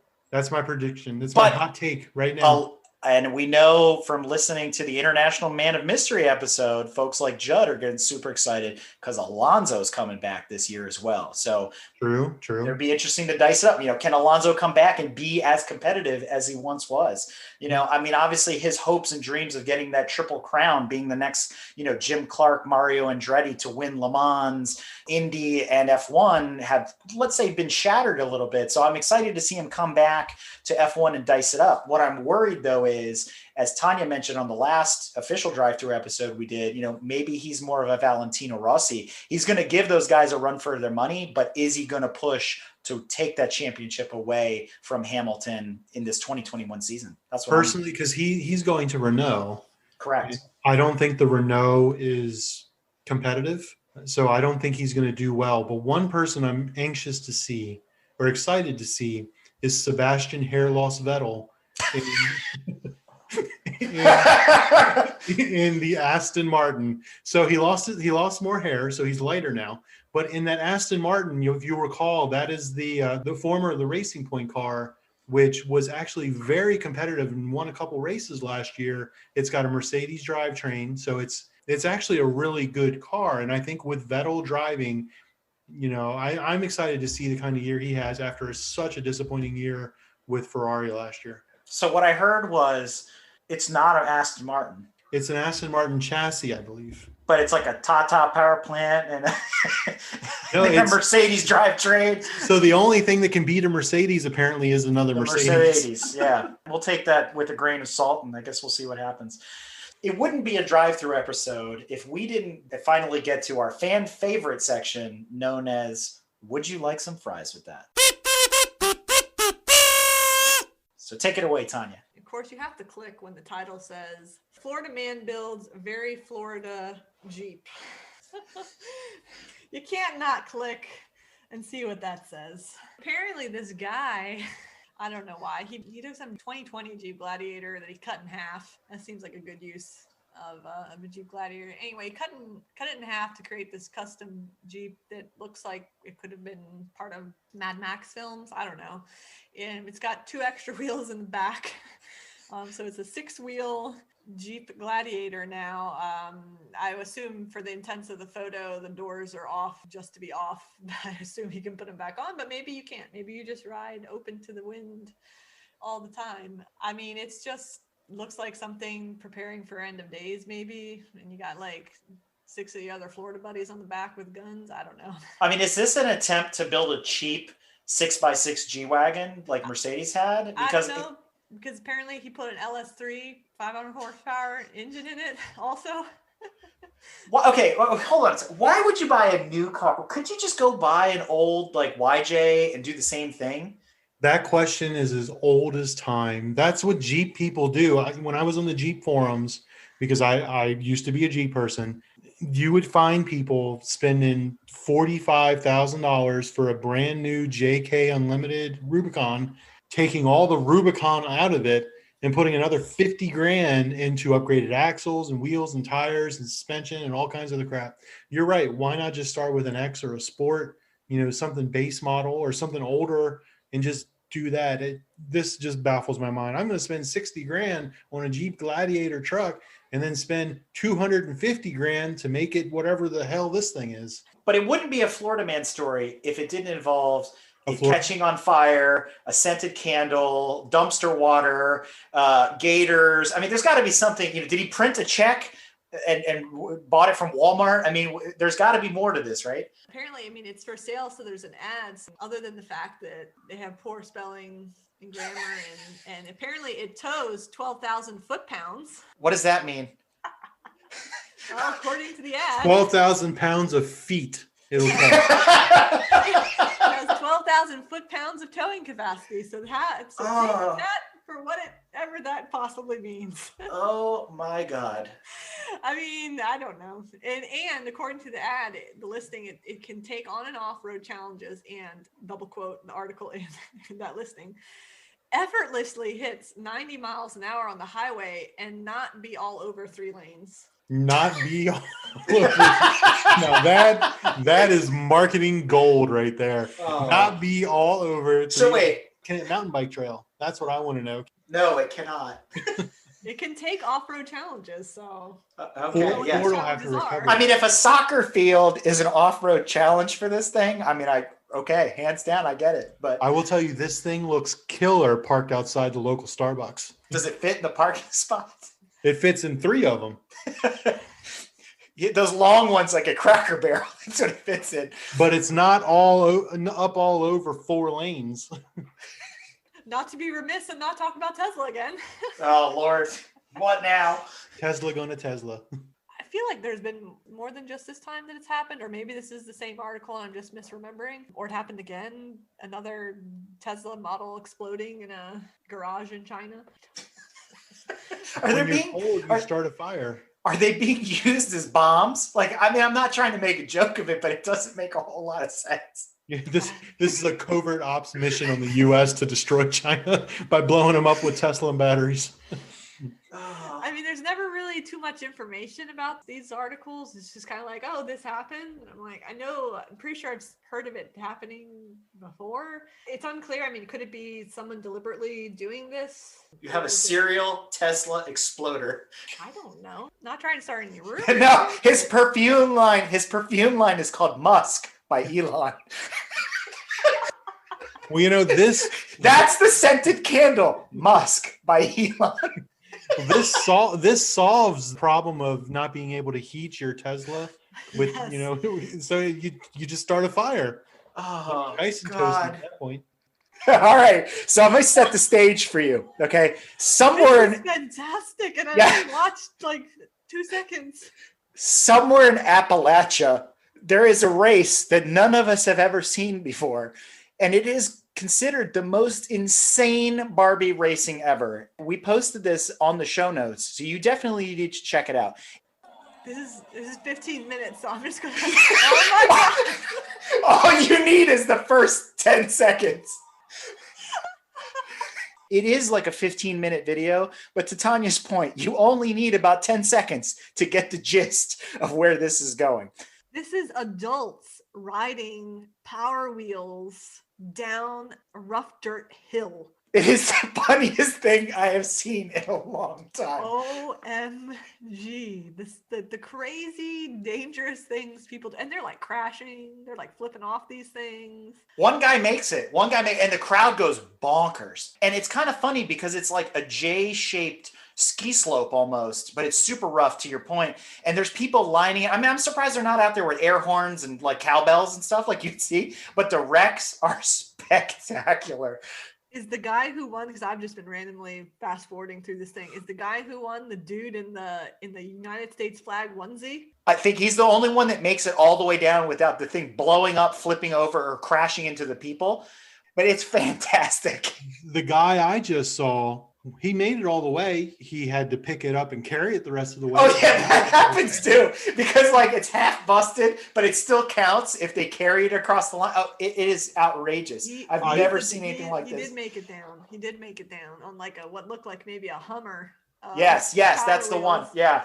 And then he stands there in his United States flag onesie, chugging a beer. Well, again, motorsport spans all sorts of different disciplines, and this one I'd never seen before. So apparently, downhill Power Wheel Super G is where it's at right now. I will tell you that this is not. I mean, there's something very similar to this in the motorcycle world where they do it with big wheels on roads like Tail of the Dragon. All I know is the rule book for this is non-existent. It's a Yeah. paperback. And there are no safety regulations whatsoever. They're Oh, wearing dying. helmets. This guy like went down. I think it was in a little Jeep Power. He like flipped over and like barrel rolled, and all 3 of the wheels like flew off It's- the Power Wheels. That's It's the guy amazing. that It's picks it up and carries it across the line. It is amazing. This is definitely hashtag hold my beer. Well, I will say this. It's right up there with some videos that we saw, and we may attach this to the show notes, which is the guys that are building the cardboard sleds and running them down the tube slides. This is right there with it, but this is more of the Shiner approach to that style of racing. So both worth watching, both absolutely hilarious. So if you guys recall from a previous drive-through episode, I clued you in on one piece of Would You Like Fries with That, where a gentleman wanted to figure out how good and show the world how good square bodies really are. So if you remember this clown, it's 20 minutes of your life you'll never get back. Well, he created another video where he decided that he needed to put a Hellcat, brand new, on a set of horse and buggy wheels and see how far he could get. So I'm like, all right, same idiot as before. Let me clue in on this. Let me watch it. And I'm just baffled. He's, talking about a sponsor built these hubs for him so he could put these, Conestoga wagon wheels on this thing. And he makes it work. I see the car in the garage. And my next question is, how does this thing turn? Are these hubs big enough? How does this change the geometry of the car? All this kind of stuff. So he pulls it out the garage and, normal stupidity ensues and he's doing burnouts and like all this kind of stuff and whatnot. But he drives it into town, drives it through a McDonald's drive-through, like all this kinds of people are looking at him. He gets spooked by the cops a little bit because he's driving around illegally on these horse and buggy wheels. They let him go by. Then he, tries to do some burnouts and whatnot. And by the end of this thing, you're just appalled because you feel bad for the car because you notice the amount of damage he's doing to it. The hubs aren't big enough. The wagon wheels are bashing into the fenders. They're pinching the body panels and whatnot. I mean, this brand new Hellcat is basically ruined. And then when he does this kind of final burnout, the wagon wheel, the tire just like is obliterated. And then because of the way those tires are built, it ends up whipping the side of the car and it just beats the fenders in and it ruins the paint. And, they're laughing and having a good time. And I'm just like, this is just more internet brain rot. If you want to see what these guys are up to, check it out. We posted the video, but I just beside myself. I've only got one question. I'm also Go ahead, Tanya. offended for all the Quakers. Oh yeah. The Amish rather. Because why does he have to dress up like that? I don't know. He didn't do that in the square body video. So I want to know at what point in the video does he die of dysentery? We're going to call that car the Oregon Trail. But you never actually see, there's never actually video of him turning. All the video is always ever of the steering wheel straight. Trying to like skip through to see because I don't understand. The turning radius would be abysmal. Horrendous. I mean, a horrendous. Conestoga wagon would have a better turning radius than this thing. Absolutely. I mean, because you're right. The little bicycle tire would just hit the fender after a minimal amount of steering wheel input. That's just, wow. Somebody's got too much money. I just feel sad for that Hellcat. I guess that pretty much wraps up Would You Like Fries with That. So let's just touch on a couple quick pieces of news and some thank yous and whatnot as we wrap up this final episode of the drive-through for season 1. Something to note on our end, we're really planning to have a really cool year this year. Obviously last year was a bit of a bust. We were able to launch the podcast and still do some events throughout 2020. We're hoping 2021 will be a lot better for the GTM members and our fans and everybody else. So we've got some exciting things planned. Obviously, we have still not now nailed down when and where Summer Bash is going to be. That's always the big question. That's our big anniversary party. So as soon as we know that, we'll let you guys know. We are still projecting on going to some big name events, some races and whatnot. We're gonna maybe do some drag racing this year, some off-roading this year. We're going to go to Tail of the Dragon. There's a lot of really cool stuff in the works for the 2021 schedule. So it's not all just about going to the track and making some left and right turns and sometimes going straight. Look out for that. Watch the club schedule on our website and just stay tuned for more. I also want to do a quick shout out, to all our sponsors. We picked up some new relationships over the winter. Obviously a big thank you to Garage Riot for helping us out with the VRL. Big thank you again to Dave Peters and the guys at HPD Junkie for always supplying us with up-to-date information there. The boys at Chaz's, and so on down the line and all of our sponsors. We did pick up a new one, Harper Home Services of Michigan. So if you're in our new middle and west region and you're looking for somebody to help you out there with home remodeling and things like that, reach out to HHS.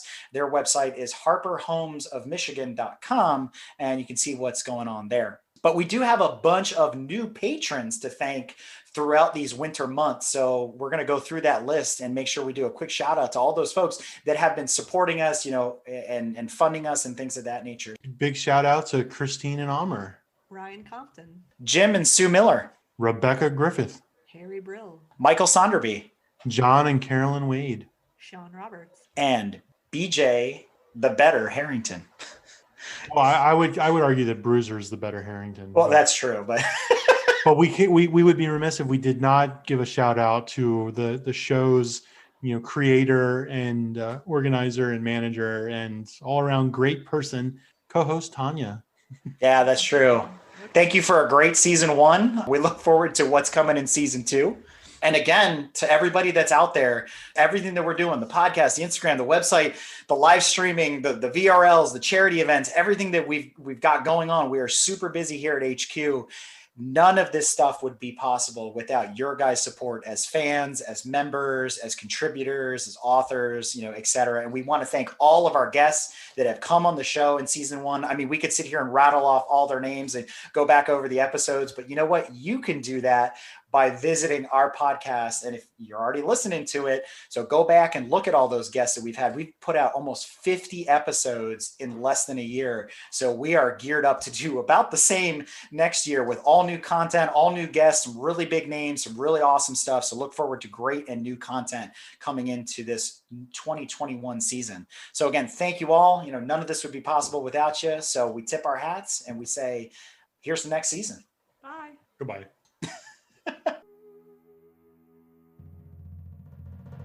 Well, here we are in the drive-through line, me and her, cars in front of us, cars in back of us, all just waiting to order. There's some idiot in a Volvo with his bright sun behind me. I lean out the window and scream, hey, what you trying to do, blind me? My wife says maybe we should park. If you like what you've heard and want to learn more about GTM, be sure to check us out on www.gtmotorsports.org. You can also find us on Instagram at Grand Touring Motorsports. Also, if you want to get involved or have suggestions for future shows, you can call or text us at 202-630-1770 or send us an email at crewchief@gtmotorsports.org. We'd love to hear from you. Hey everybody, Crew Chief Eric here. We really hope you enjoyed this episode of Break Fix, and we wanted to remind you that GTM remains a no annual fees organization, and our goal is to continue to bring you quality episodes like this one at no charge. As a loyal listener, please consider subscribing to our Patreon for bonus and behind-the-scenes content, extra goodies, and GTM swag. For as little as $2.50 a month, you can keep our developers, writers, editors, casters, and other volunteers fed on their strict diet of Fig Newtons, gummy bears, and Monster. Consider signing up for Patreon today at www.patreon.com/GT Motorsports. And remember, without fans, supporters, and members like you, none of this would be possible.